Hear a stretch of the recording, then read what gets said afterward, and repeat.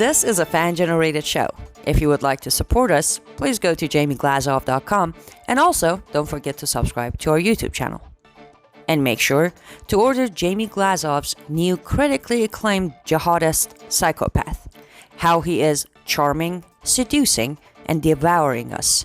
All your support is greatly appreciated.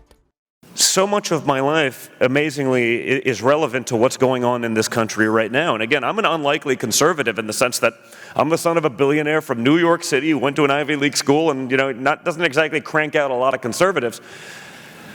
But experiences of my life have sort of molded who I am. And it didn't just start when my father entered politics. One of the big pushes we see these days is an extreme push towards socialism and communist principles of the left.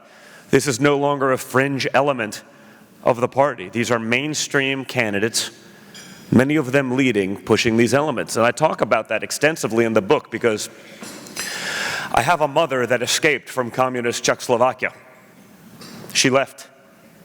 The boats usually only go one way in that, but I also have grandparents that grew up in that system, and I had the blessing of having them have the common sense to say and see how lucky we are over here in this country with our freedoms.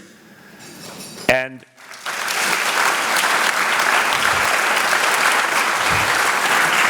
my grandfather used to have that conversation with my father at a young age, and he has, your child has to see the other side. And so I spoke Czech fluently by the time I was about 3, and starting from about 5 or 6, he would take me over there every summer.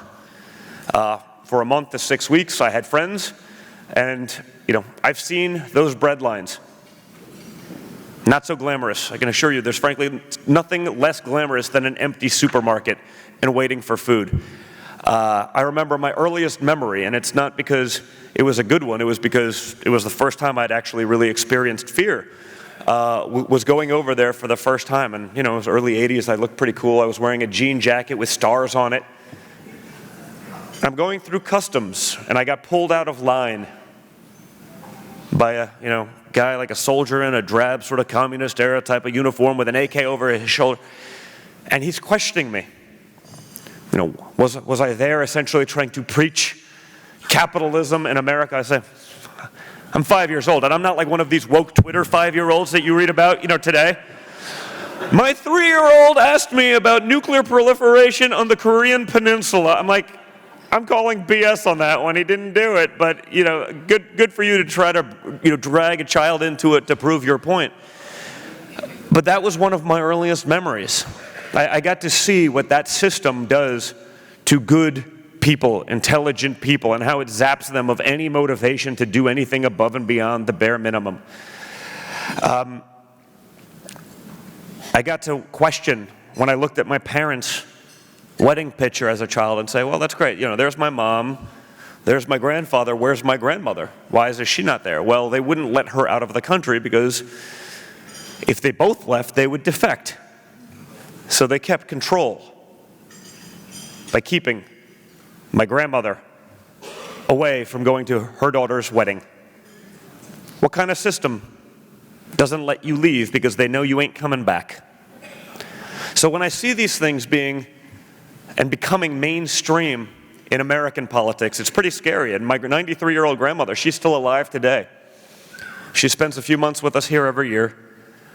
She's got to watch her daughter live the American dream. And when I get that call from her every few weeks, because she's watching CNN over there, because there's no conservative outlet, there is no alternate viewpoint, in tears, you don't understand. You can't let those systems come there. And don't kid yourself. This isn't a typical 93-year-old woman. Okay? This is someone who spent her early adult years hiding in the basement of her farmhouse from the Nazis during World War II. She then lived under communist occupation for 40 years. She's seen what these things do. She gets it. And when she calls me every few weeks in tears for fear of the future and well-being of her grandchildren, that's me, my brother, my sister, her great-grandchildren, our children,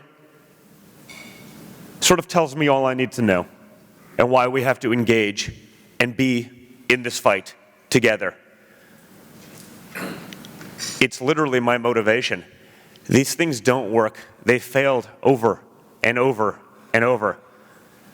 And when she's calling me in tears, it's sort of my motivation to get out there to make sure that we don't let this stuff happen, because I always find it so interesting. And anyone who's watched the Democrat debates over the last few months, okay, they can find anyone that will say something incredibly stupid. It's like their superpower, right? I mean, there is nothing that they will not say, no matter how idiotic. And yet, I always wonder, why is it they're not able to find someone who's actually lived under those great systems that they're espousing, who will vouch for them, right? I mean, they'll say anything. They'll tell you that the $93 trillion Green New Deal will magically pay for itself, like freaking Santa Claus, right? I mean, sure. It's only 15 times U.S. government revenue to stop farting cows and air travel. What could go wrong? It'll pay for itself. It's going to take care of people who are not willing to work. Not those just who are not able to work. They can't even make the distinction. And I say, you can do that, but you can't find one person from former communist Czechoslovakia, the rest of the Eastern Bloc, former Soviet Union, China, Venezuela, Cuba, a little closer to home. Why is there no one from there on that Democrat platform saying, no, no, no, let's bring that crap here, it's awesome?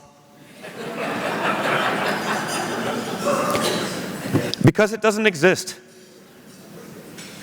And that's why you needed Donald Trump.